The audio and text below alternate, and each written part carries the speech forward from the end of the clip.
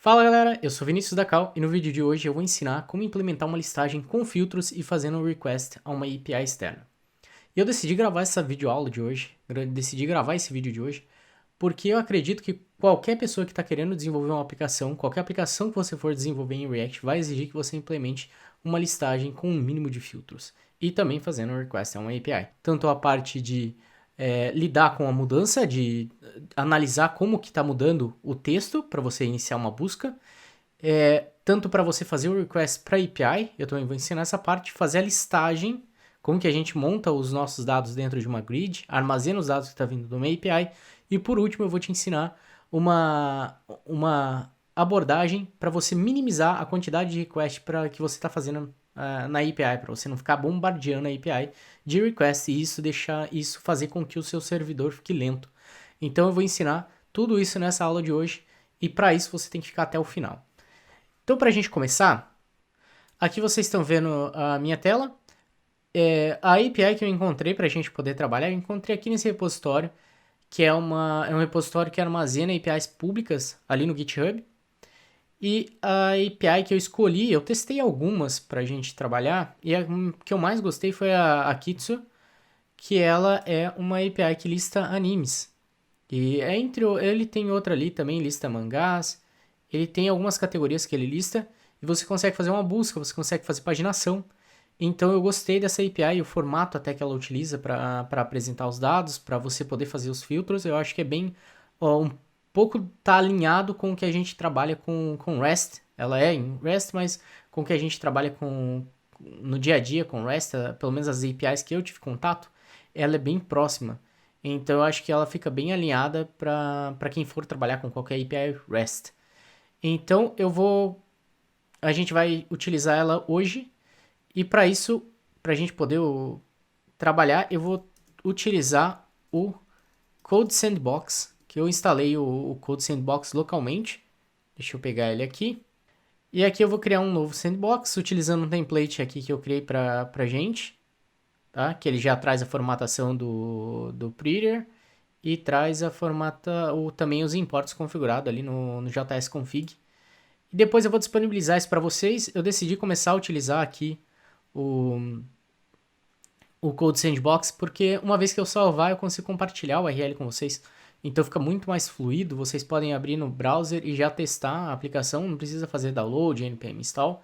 E para quem quiser trabalhar local, é bem tranquilo também. Se eu não me engano, ele tem até a opção de fazer download. Se você quiser trabalhar local, rodar na sua máquina, vai ser bem sossegado para você implementar isso. E também se tiver alguma diferença do que eu faria numa máquina local, eu vou falar durante a aula. E eu dependo também do feedback de vocês, para vocês falarem se tá funcionando legal, se desse formato ficou bom pra gente trabalhar, tá? Se tiver alguma coisa que não ficou legal, deixa aí nos comentários pra gente.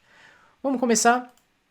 Eu vou pegar aqui no app, vou remover aqui o template aqui, tá? Pode remover o H1. O H1 até deixa, só vamos modificar.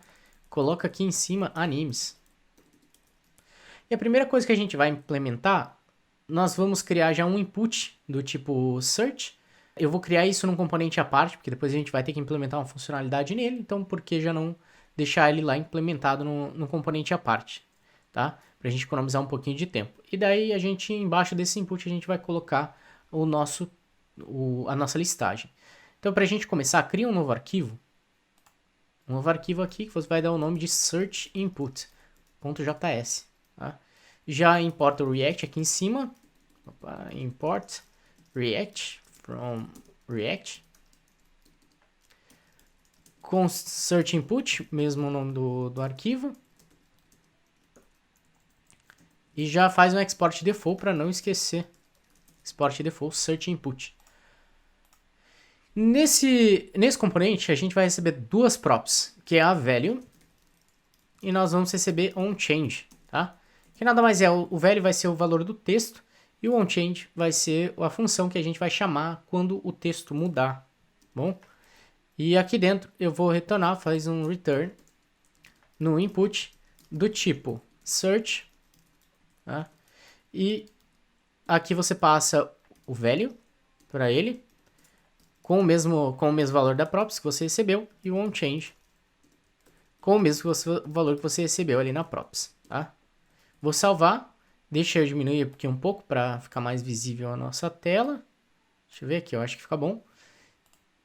Vou salvar. E aqui uma das coisas que eu quero modificar, por enquanto, ao invés de passar o onChange direto, porque quando no onChange do input, ele vai devolver um evento pra gente. E para esse search input eu quero devolver diretamente o texto para quem estiver utilizando esse componente, tá? Então, a gente já vai voltar ali e implementar isso, só para vocês verem como é que eu vou utilizar. Importa o search input from search input.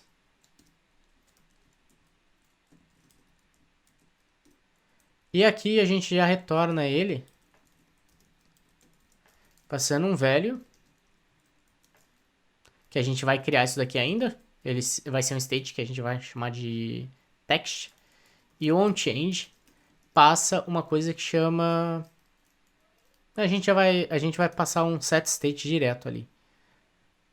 Para a gente poder passar aqui, vamos definir aqui em cima const text e set text. Lembrando, né, como utilizar o state. Inicia como vazio aqui. Então eu estou passando o text aqui para baixo e o set text a gente vai utilizar aqui. Passa uma arrow function e já passa o set text. Tá?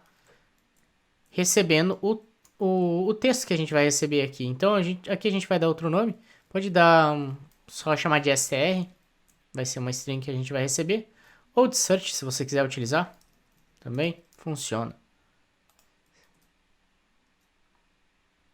Deixa eu salvar aqui. Deixa eu só ver aqui que ele não está formatando pra gente. Deixa eu só trocar rapidinho aqui no Peter. Deixa eu trocar isso daqui para umas 60 colunas, só para formatar melhor para a gente visualizar. Ok. E aqui, se a gente salvar agora, ele vai formatar de uma maneira que é melhor para a gente visualizar, bem melhor. Então, a gente está passando o value, que é o text, e o onChange, que vai receber um texto, e que ele já faz um set text, já atualiza o nosso state. Então aqui dentro, ao invés de passar direto, porque isso daqui vai devolver um evento, e lá fora está esperando um texto. Então aqui dentro eu vou devolver, vou implementar uma function handleChange. Tá? Essa function recebe um event, e ela vai receber, vai chamar o onChange event.target.value. Que daí ela vai devolver realmente o texto, e é ela que eu passo aqui para baixo. Vou salvar, tá? E esse daqui que vai ser o código dentro do nosso search input. Depois a gente vai implementar mais coisa aqui, mas por enquanto é isso aqui. Para a gente fazer um teste, eu vou aqui no app, vou colocar um console.log no text, para a gente ver se o nosso state está atualizando realmente. Então abre o console aqui, o texto está iniciando como vazio, e se a gente colocar alguma coisa, Naruto, a gente viu que o texto está atualizando. Correto? Agora falta a gente identificar a mudança nesse texto e fazer uma chamada para API. Essa é a nossa próxima etapa. Então, uma das formas de rastrear isso é utilizando um useEffect.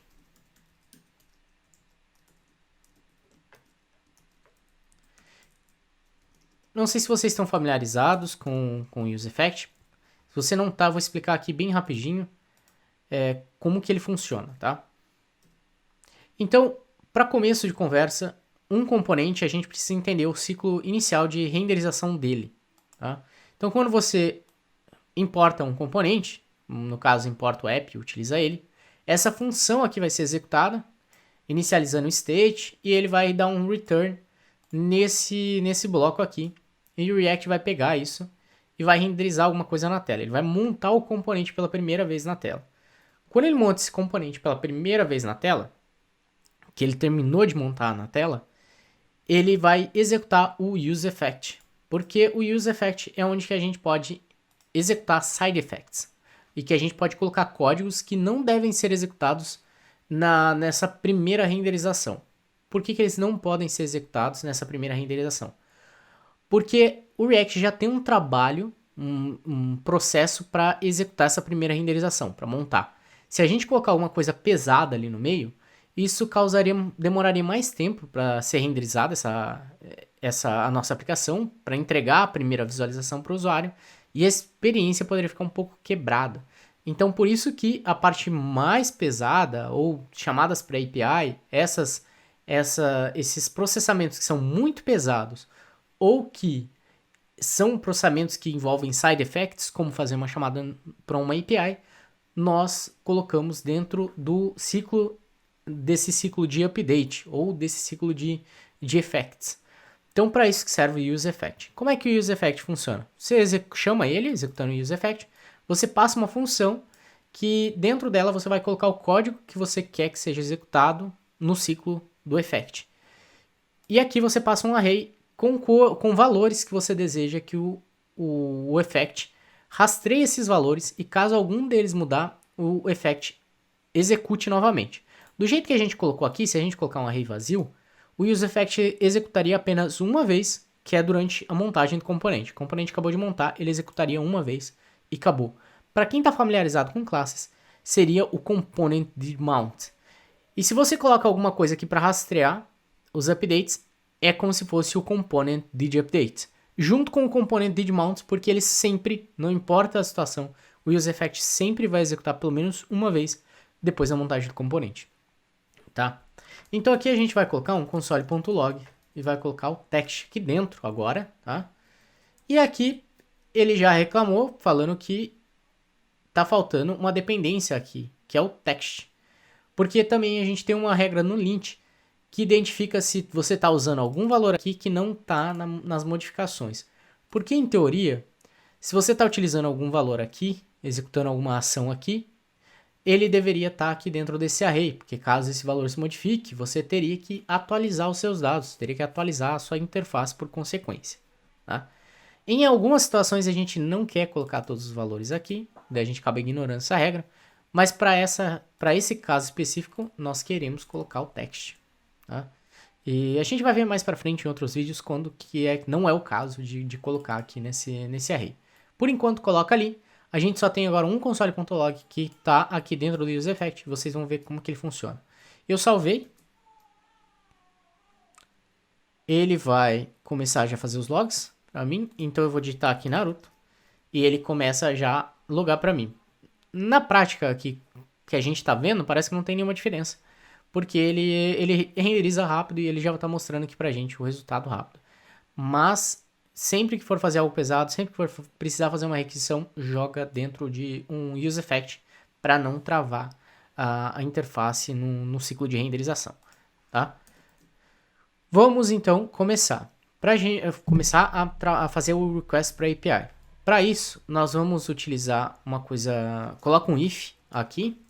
A gente só quer fazer o request para API se tiver texto. Ou seja, se o nosso texto existir e se ele tiver alguma coisa ali dentro, tá? Então, por isso que a gente colocou o text. Como é uma string vazia, ele não entra dentro desse if. Tá? Pode ficar tranquilo. E agora, nós vamos executar uma função, o fetch, que é nativa dos browsers. E para essa função, você passa uma URL. E ela vai utilizar o método get para ir buscar algum recurso. Fazer a chamada a uma API. Você conseguiria fazer até request a uma imagem, por exemplo. O fetch é uma API que ela veio de uns anos para cá. Antigamente ela não existia, mas daí depois eles resolveram normalizar dentro de todos os browsers, porque tinha browser que implementava o XHR HTTP request, tinha outros browsers que implementavam outras coisas. Então, para normalizar todo mundo, para a gente ter uma API atualizada que a gente confiasse, eles implementaram o fetch. Tá? Para a gente utilizar o fetch, a gente passa a URL da nossa API, e daí ele vai fazer a busca. Tá? Então, eu vou passar aqui a URL. E eu também tenho que passar o parâmetro que eu quero fazer a busca. Aqui nessa documentação, nós temos a parte de filtro e busca. E daí ele está falando que eu tenho que passar um parâmetro filter dentro, em colchete, tem que ter um colchetes aqui. E daí qual que é o atributo que eu quero buscar. E nesse caso aqui ele já está até passando um exemplo para nós. Como que eu faço uma busca por um anime e por textual, né? Como que eu faço a busca por texto. Então eu vou copiar aqui e vou jogar aqui pra gente. E eu já tenho aqui o exemplo da nossa URL montada. Aqui ficou um pouco grande a URL, eu vou então copiar essa parte aqui, vou tirar ela daqui e vou jogar aqui numa variável, só para a gente poder visualizar melhor aqui na tela, vou jogar ela aqui. Vou chamar de API mesmo, tá? E agora essa API eu vou substituir aqui no início, colocar API. Só para eu coloquei o nome de API para ficar bem curtinho para a gente poder visualizar melhor aqui como é que tá funcionando. Então API, aí ele tá anime e o filtro por text. E o que a gente quer buscar nesse caso aqui? A gente quer buscar o texto que a gente está digitando, certo? A gente vai buscar o texto que a gente está digitando. O fetch, quando a gente executa ele, aqui ele já estaria fazendo a busca para API, mas a gente precisa pegar os dados que ele está buscando. Então, para isso, o fetch, quando a gente executa ele, ele retorna uma promise para a gente. Então, nós podemos fazer um then aqui, tá? E a primeira coisa que ele retorna, ele vai retornar aqui num formato, ele não vai retornar já um objeto JavaScript para a gente. Então, para isso, para a gente converter o resultado da API, o resultado que a gente buscou, em um objeto JavaScript, a gente tem que chamar o método JSON. Então, para isso, a gente vai receber aqui response, tá? E a gente vai executar response.json. Tá? E o que a gente precisa saber é que o JSON, o ponto JSON, ele não retorna já de cara o objeto. Ele é uma promise também. Ó, ele tá aqui, que ele retorna uma promise pra gente, tá vendo? E é essa promise que vai converter o resultado em um objeto JavaScript. E como ele é uma promise, a gente pode encadear aqui de novo e fazer um ponto then. Como a gente fez um return aqui, desse resultado, a gente pode fazer um then de novo e receber novamente o response aqui embaixo. E agora sim, ele vai ser um objeto JavaScript. E para a gente poder testar, a gente pode fazer um console.log desse response. E agora a gente pode salvar. E no que a gente salvou, ele já começa a fazer um log aqui pra gente dos dados. A gente consegue já ver aqui os dados que estão retornando da API. E se a gente fizer... Vamos inspecionar aqui. O primeiro objeto que a gente está recebendo um objeto que tem os campos data, meta e links, tá? O links é um pouco irrelevante, é só links para mais chamadas para API. O meta, ele retorna para a gente o número máximo de itens que existe. Então, no caso aqui, ele está falando que existem 465 itens. Eu não acho que seja como Naruto. Eu acho que ele buscou com outro texto. Depois a gente pode conferir ali o que ele usou na busca. E daí ele retorna aqui pra gente no meta é o count e no data ele retorna um array com todos os resultados. Todos os resultados não, vírgula, ele retorna o limite. E o limite default para essas chamadas é 10 itens. Então ele está retornando 10 itens para a gente, ó, do 0 ao 9. Tá? Se a gente fizer um inspect, a gente recebe o ID, o type, que é anime, no caso tinha mangá, se eu não me engano, que era um outro type. Ele recebe o link, que é se você quiser fazer um read nesse item, você faz uma outra chamada para API, para fazer um read nele.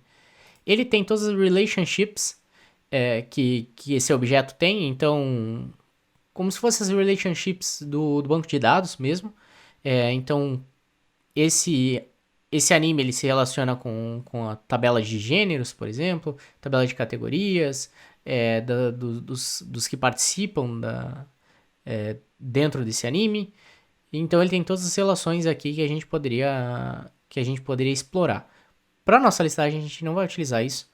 A gente só vai focar na parte dos atributos e é onde que a gente tem o canonical title, que a gente vai estar utilizando, canonical title, e também tem a parte de poster image, que a gente consegue pegar uma imagem. Então tem de vários tamanhos aqui, tiny, small, medium, large e original. Tem de vários tamanhos, a gente vai utilizar o tamanho small. Então grava isso na cabeça, tá? Attributes.canonical_title e attributes.posterimage.small. É esses dois que a gente vai utilizar na nossa listagem. E para a gente utilizar na nossa listagem, a gente tem que guardar isso dentro de um state. Esse response precisa vir dentro de um state. E para esse state eu vou criar aqui em cima, eu vou chamar ele de info por enquanto, tá? E set info. Então, vou iniciar esse state e esse state inicia como um objeto vazio, porque o resultado ali é um objeto. É um objeto que a gente recebe com data, meta e links. Então eu sempre, já que eu vou armazenar depois um objeto aqui dentro, eu inicio como um objeto vazio. Tá? Uma outra opção seria iniciar com um null também, só que daí teria que tratar aqui toda vez que você estivesse acessando info. Alguma coisa, você teria que verificar se é null ou não. Então, para isso que eu já iniciei como objeto vazio, porque daí eu posso utilizar o ponto sem a necessidade de verificar se info ainda é null ou não. E aqui, para nós iniciarmos a nossa listagem, eu vou colocar aqui, vou verificar se info.data existe, tá? Vou fazer uma renderização condicional e depois vou colocar uma UL. E aqui dentro, agora, nós fazemos um map. Por que tem que fazer um map? Se você não está familiarizado com o map ele é um método array que ele consegue pegar um array e transformar em outro array. Ele consegue aplicar uma função de transformação para cada entrada que tiver dentro do teu array. Então, para cada item, se você tem uma lista de números, você poderia aplicar uma função para essa lista de números, uma função double, que duplicasse cada número. E daí no seu outro array final você teria todos os números do array original, mas duplicados. Então, ao invés de ter 1, 2, 3, o resultado final ficaria 2, 4, 6. Então você consegue aplicar uma função que transforma cada item. E o que a gente vai fazer aqui é aplicar uma transformação para cada item que é em formato de dados. A gente vai converter em formato de objeto JavaScript, a gente vai converter ele no JSX. E daí, se a gente converte num JSX, ele pode ser apresentado na tela. Então é por isso que a gente utiliza o map. E é uma maneira bem tranquila de implementar a listagem, tá? Uma maneira que todo mundo utiliza. Então nós vamos pegar e colocar aqui, vou colocar info.data.map. Vou abrir aqui um parênteses, porque daí eu já faço um return. Eu vou fazer o return do quê? De uma LI, que é cada item dessa nossa UL, vai ser uma ULI. E aqui eu vou receber um anime. Pode colocar o nome de anime mesmo. Poderia ser item também, mas nesse caso, como a gente sabe que é um anime, vai ser um anime. E sempre que a gente faz um map, a gente precisa passar uma key para o primeiro elemento que tiver dentro desse map, para o elemento pai de todo mundo desse item. Então eu passo uma key, é uma props, e eu coloco um identificador único. Então, quando você estiver trabalhando com uma coleção, o ideal é que você coloque o identificador único aqui na key. Nesse caso, a gente lembra que a gente tem um ID, então se a gente fizer um anime.id, nós sabemos que é um identificador único.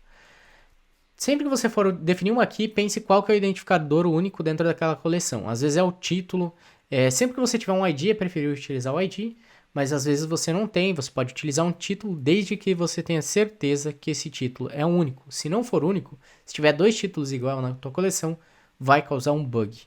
Então, por isso que o ideal é colocar, você tem que ter certeza que o seu identificador é único, senão você tem que acabar recorrendo a utilizar um index, por exemplo, que é o segundo parâmetro que você recebe no map, que daí o index é o contador. Não é ideal utilizar o index, tá?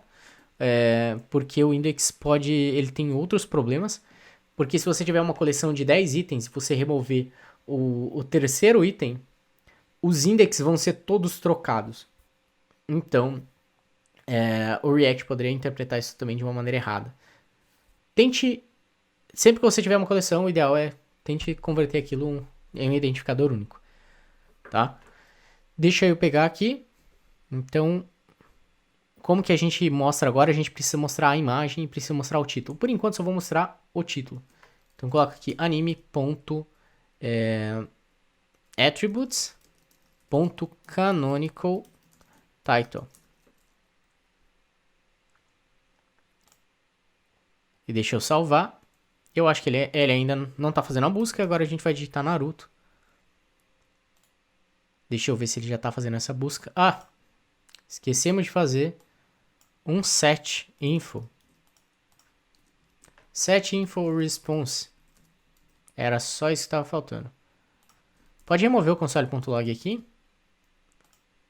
E vamos ver se ele... Agora ele já mostrou a nossa lista. Então ele já está mostrando aqui a lista com todos os itens, tá? Nós podemos melhorar um pouquinho aqui o nosso estilo Eu vou implementar um pouco de CSS bem rapidinho, não vamos se estender muito nisso, mas para começo de conversa define um class name aqui, passa um class name, coloca animes list. Salva, vai aqui no CSS, coloca em animes list. A gente vai colocar aqui, isso daqui é um display grid, porque a gente quer criar uma grid, né? Vai ter as imagenzinhas ali bonitinho. E a gente vai colocar grid template columns, para a gente definir como é que vai a configuração de colunas dela. E eu vou colocar aqui repeat. Quantas vezes que eu quero que repita? Eu quero que tenha um auto fit, ou quero... pode repetir quantas colunas couber na tela. E daí qual que é a largura dessas colunas, né? Eu vou colocar um min-max aqui, e eu quero que o mínimo de cada coluna seja 200 pixels, e o máximo seja um espaço vazio que ele encontrar. Tá? Para ele tentar se encaixar ali. E daí eu também preciso colocar um list style, colocar none, para ele não ficar com essas bolinhas ali.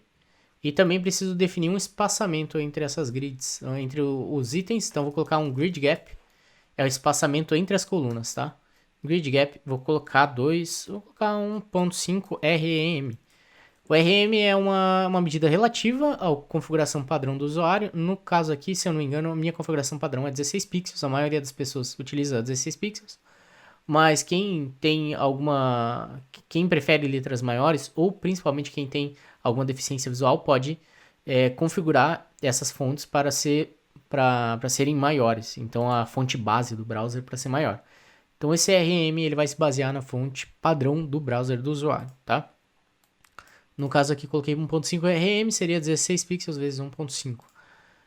Deixa eu salvar. E agora a gente já tem as nossas configurações de colunas, tá? Agora falta a gente colocar a imagem. Vamos colocar a imagem ali. Volta pro app.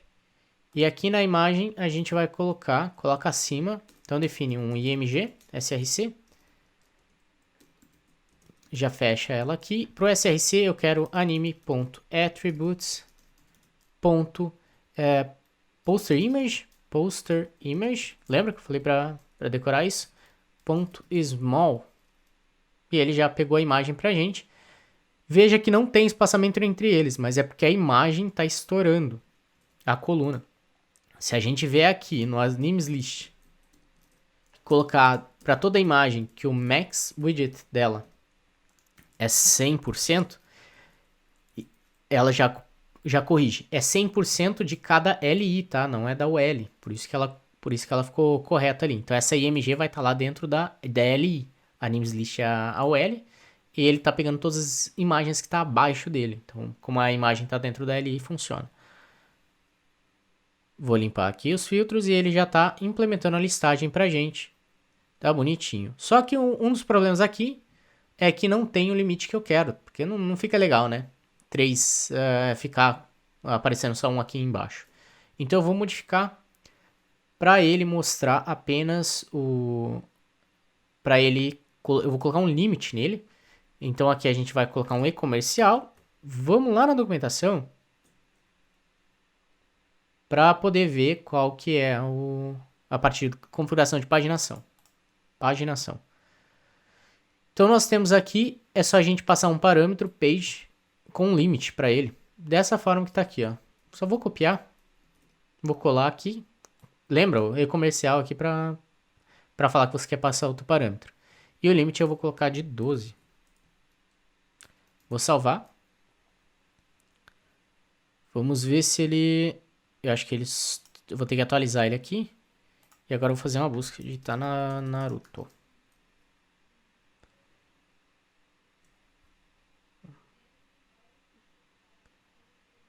Aqui ele já fazendo a busca. Vocês puderam ver que ele tá dando um monte de glitch, né? É porque ele demorou pra fazer o request. E ele, no que eu apaguei e tal, ele fez um monte de request. E teve um outro problema, que é um request competiu com o outro. Teve um request do meio que demorou mais para acontecer. E que daí o request do meio demorou mais para acontecer. E ele veio por último, então. E ele que se sobrepôs nos resultados. Se eu apagar aqui de novo e digitar Naruto, agora vem para demorar um pouquinho mas vai vir os resultados corretos. E é exatamente isso que a gente vai corrigir logo ali na frente, que eu tinha falado lá no início, para não bombardear a tua API de requests e também para evitar esse tipo de bug. A gente já vai implementar isso. Então agora a gente implementou, tá chamando dos itens, ele já tá implementando, mostrando aqui os resultados pra gente. Antes de a gente ir para implementar isso que eu vou mostrar para vocês, só corrige aqui esse warning. Aqui ele tá falando que tá faltando um out, se eu não me engano. Elementos do tipo imagem precisam ter uma propriedade chamada out, que descreve o que é aquela imagem. Então a gente pode colocar aqui out e pode colocar pode ser o canonical title. Daí ele vai falar sobre o que é aquilo ali. Se você tivesse uma imagem no seu site, na sua aplicação, que tivesse uma descrição melhor, daí você poderia também colocar aqui, tá?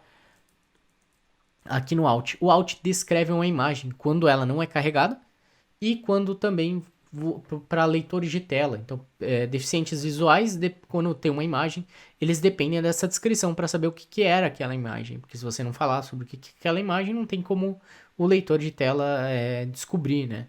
Talvez aí num futuro próximo, ou talvez isso já esteja acontecendo, estão utilizando a inteligência artificial para entender as imagens e descrever para o leitor de tela. Mas até lá, é melhor coloca aqui, sempre é bom colocar qual que é o significado da tua imagem, porque nada melhor do que você que está construindo a aplicação para saber o significado dessa imagem.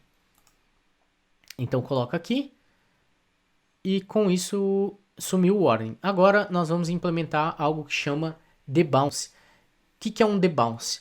O debounce ele vai evitar que a gente bombardeie a nossa API com múltiplos requests desnecessários. Por que desnecessários?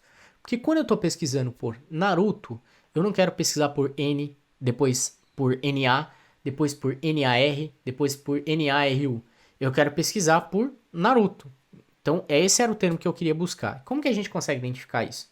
Uma das formas de identificar isso é o tempo que eu paro de digitar. Então, quando eu estou digitando, eu levo um tempo entre uma tecla e outra. E daí, esse tempo que eu levo geralmente não passa meio segundo. Então, normalmente, se você está digitando, você não vai levar mais que meio segundo para ir de uma tecla para outra. Então, a gente utiliza esse intervalo de segurança de meio segundo para esperar o usuário terminar de digitar. Então, enquanto o usuário está digitando, a cada tecla que ele digitar, ele digitou uma tecla, a gente espera meio segundo. Se ele digitar outra tecla, a gente para esse contador e conta mais meio segundo. E sempre a gente cancela o contador anterior, conta mais meio segundo. Quando ele parar de digitar, a gente espera meio segundo e daí faz o request. Então, é assim que funciona. Ah, mas e se demorar mais que meio segundo? Ou se eu errar a digitação e tal? Pode acontecer, mas daí é seguro bastante, assim. Ele vai fazer 2 requests, mas só nesse processo a gente já minimizou inúmeros requests, então já é mais que o suficiente, tá?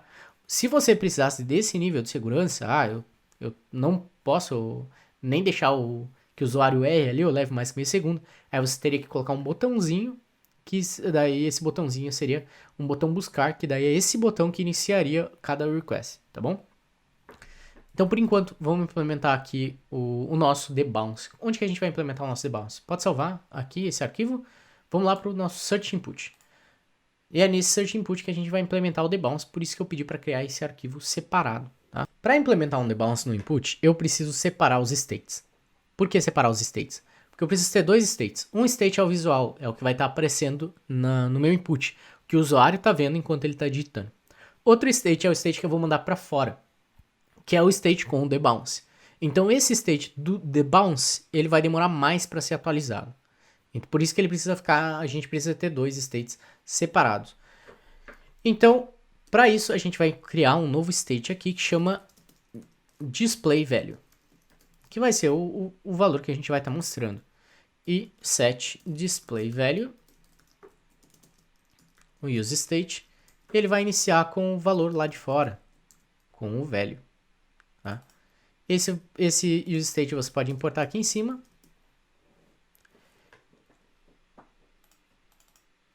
E aqui, esse displayValue é o que você passa aqui para o input, porque é o que a gente vai utilizar, é o que o usuário está vendo, tá?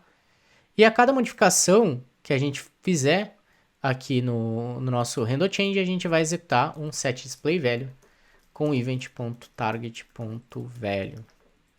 Por enquanto a gente vai comentar esse onChange. Se eu fizer isso, ele vai atualizar aqui o meu state, mas ele não vai efetuar busca nenhuma porque ele não está mandando as atualizações para fora agora. E agora a gente precisa usar uma coisa que chama debounce. Para isso eu vou mostrar como que eu vou utilizar ele. Para utilizar ele, nós vamos utilizar da seguinte maneira. Eu faço um const debounced change é igual a useDebounce. Passo a função que eu quero que faça um debounce, ou seja, é a função que eu quero que demore para executar essa função do onChange. E eu passo um tempo que eu quero que espere. A gente falou que era meio segundo. Só que esse tempo que a gente passa, então, é em milissegundos. Ou seja, 500 milissegundos vai dar meio segundo. E daí, esse debounce change, a gente passa aqui para baixo. Passa aqui. Opa, troca aqui no nome da função. Debounce change passa para ele o texto. Então, esse debounce change é uma função que a gente vai executar ela toda vez que mudar o state, mas que ela vai demorar para executar a função original. Tá? Da onde que vem o useDebounce? useDebounce é uma função que eu vou ensinar, é um hooks que eu vou ensinar como que implementa ele. Então pode criar um novo, deixa como está esse arquivo aqui, desse jeitinho aqui. Vamos criar um novo arquivo que vai se chamar useDebounce.js. Já define aqui um export default function useDebounce. O que o nosso useDebounce espera como argumento? Ele vai esperar como parâmetro aqui dessa função, ele espera uma função, que é a função que a gente vai executar, né? A onChange no caso, mas o debounce não se aplica somente a onChange. Se você quisesse um dia implementar um debounce num clique ou alguma coisa assim, também seria possível. Para evitar, digamos, que o usuário desse 10 cliques e você executaria 10 vezes a função, você poderia implementar um debounce no botão, nada impede. Então passa aqui uma função e um delay, que é o tempo que você quer que espera para executar de novo. Tá? A gente precisa definir uma função function. Como que é o nome dessa função? É debounced function, ou debounced fn. Tá? E é essa função que você devolve aqui embaixo. Ou seja, desse jeito que a gente está implementando, ele já obedece essa assinatura aqui. A gente vai executar o useDebounce, passando uma função, passando um delay e recebendo uma outra função. Certo? Já pode até importar aqui, port useDebounce, para parar de dar erro. useDebounce. E aqui ele já vai parar de dar erro. Agora aqui dentro a gente precisa implementar aquela lógica. Para implementar essa lógica, eu preciso, nessa debounce function, eu preciso receber vários argumentos. Então eu quero receber todos os argumentos possíveis. Nesse caso a gente só vai estar passando um texto, mas imagine que ela fosse utilizada em outro local. Então para isso eu quero receber 1 ou 10 argumentos. Como é que eu faço isso em JavaScript? Eu utilizo uma coisa que chama RESTparams e que funciona dessa forma aqui. Poderia chamar args, poderia chamar params, o nome que você quiser deixar, tá? Eu vou chamar de args.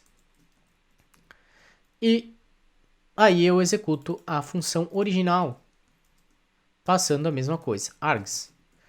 Ou seja, executando dessa maneira aqui, deixa eu ver, digitar de novo, args. Fazendo dessa maneira aqui, sempre que a gente executasse o debounce function, ele passando os argumentos, ele pegaria os mesmos argumentos e jogaria para a função, correto? Mas a gente precisa que espere um tempo para ele executar essa função. Então, para isso, a gente vai utilizar um window.setTimeout, que serve exatamente para esse tipo de coisa. O setTimeout, a gente pode agendar uma execução para daqui x milissegundos. Então, quantos milissegundos que a gente quer que espera, a gente passa aqui como segundo argumento. No caso, a quantidade de milissegundos é o nosso delay. E aqui para dentro da função, eu passo uma função para o setTimeout, que eu quero que ela seja executada depois que passar esse determinado tempo. Então, quando ela for executada, eu quero que execute a nossa função original. Já trabalhando dessa maneira aqui, ele esperaria 500 milissegundos e executaria. Cada vez que eu estou digitando, ele esperaria meio segundo e executaria. Só que aqui ele não cancela o evento original, ele não cancela o evento anterior. Então a gente ainda faria muitos requests per API, só que a gente esperaria meio segundo para fazer cada um. Então como que a gente cancela o anterior? Cancela o atual, que tá, o que está ali agora, da última vez que o usuário digitou. O set timeout, ele levar um ID pra gente. E esse ID, a gente consegue cancelar ele. A gente consegue fazer um clear timeout e a gente cancela o agendamento. Então, se o set timeout faz um agendamento, o clear timeout cancela esse agendamento. E a gente tem que cancelar sempre antes de a gente iniciar o próximo. Então, a gente colocaria aqui em cima um window.clearTimeout e passaria o ID desse timeout. Mas como é que é desse timeout? Não, do timeout anterior. Como é que a gente armazena um valor anterior aqui dentro do Hooks? Para isso, eu preciso utilizar uma coisa que chama useRef. Então eu coloco aqui const, vou colocar aqui timeoutRef. Normalmente para os ref a gente nomeia o final dele como ref, né? E eu importo, vou utilizar um useRef. Ele já vai fazer um auto-import para mim ali em cima, tá? E eu vou utilizar o useRef, que vai iniciar como null, porque eu não tenho o ID inicial para passar para ele. E esse timeoutRef eu vou utilizar aqui, timeoutRef.current, porque é assim que você atribui um valor para o ref, é sempre .current é igual a alguma coisa. Então é igual ao valor que retorna do set timeout, que vai ser um ID. Então eu estou falando aqui que o timeout.current é igual ao ID que vai retornar do set timeout. E para eu cancelar, eu cancelo aqui o timeoutRef.current. Então o que vai acontecer? Na primeira vez que eu digitar n ali, o nosso timeoutRef.current vai ser igual a null. Então ele vai fazer um clear timeout em algo que é null. Não tem problema nenhum fazer isso, tá? Um clear timeout em alguma coisa que é null, ele não vai dar erro, não vai dar nada, então a gente não precisa nem colocar um if. Aí ele inicia, vai fazer o primeiro agendamento, correto? Quando eu digitar o A, ele vai vir de novo, vai executar isso daqui e aqui ele vai ter armazenado o ID do timeout anterior. Então ele vai fazer um clear timeout, ele vai cancelar o agendamento anterior e vai colocar um novo agendamento. E assim por diante, a cada vez que eu digitar. Quando eu digitar o final do Naruto, ele vai iniciar aqui, ele vai cancelar o do anterior, o do T, o agendamento do T, vai agendar pela última vez o, e daí vai se passar o meio segundo, porque eu não vou digitar mais nada, e daí sim ele vai executar esse escopo aqui, executando a nossa função original. Correto? Deixa eu salvar aqui. Depois você pode abrir isso daqui e colocar, se isso daqui ficou um pouco complexo de entender, é normal, tá?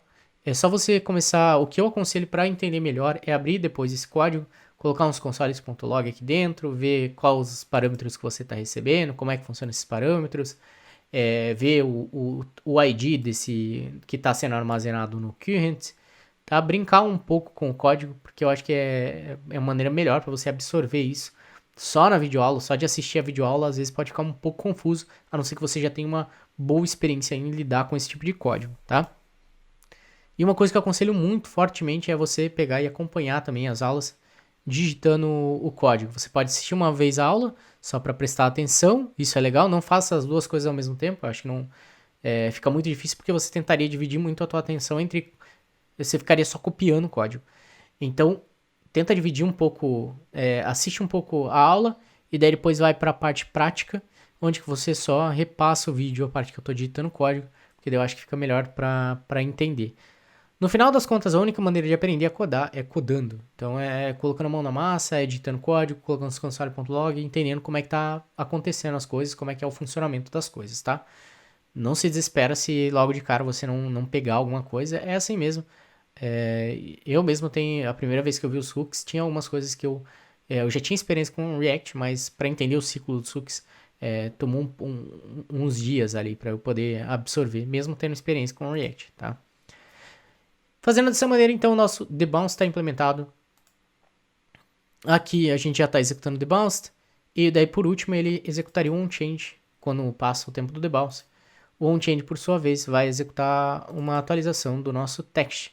Então, se a gente fizer um teste, eu vou colocar, inclusive, um console.log aqui nesse text, para a gente ver quantas vezes que ele vai fazer o console.log. E se tudo der certo, ele só vai fazer uma. Vamos torcer para isso acontecer. Então, vou atualizar aqui. Ele atualizou. E eu vou colocar Naruto. Então, ele só apareceu uma vez e agora ele está tomando um tempinho. Hoje essa API está um pouquinho lenta. Eu não sei se estão consumindo mais o conteúdo dessa API. Deixa eu ver se ela... ela tá um pouco lenta hoje. Ontem, quando eu fiz o teste, ela estava um pouco mais rápida. Mas ela fez ali a busca, tá? E já apareceu aqui pra gente. O que a gente pode melhorar aqui nesse caso, que ela tá levando um tempo, né, pra executar? A gente pode colocar um loading, pelo menos para dar um feedback para o usuário, melhor. Então, você vai colocar aqui,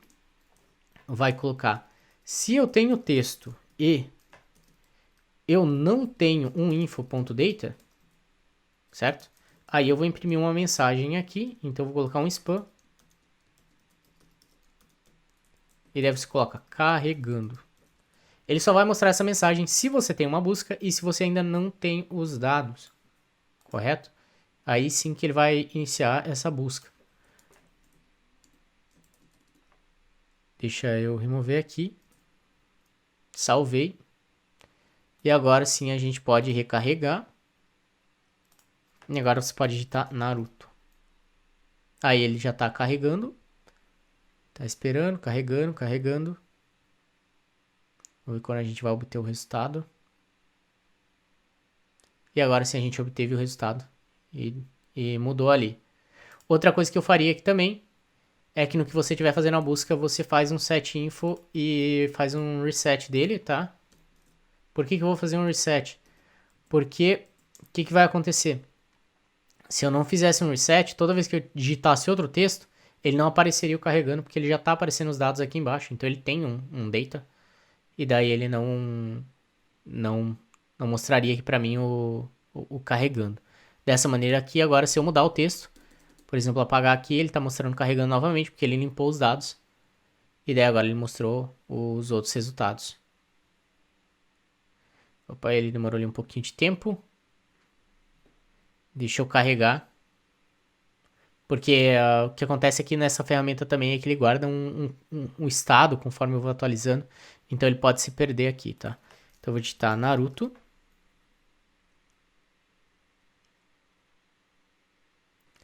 E agora aqui ele já está carregando. E se eu apagar aqui...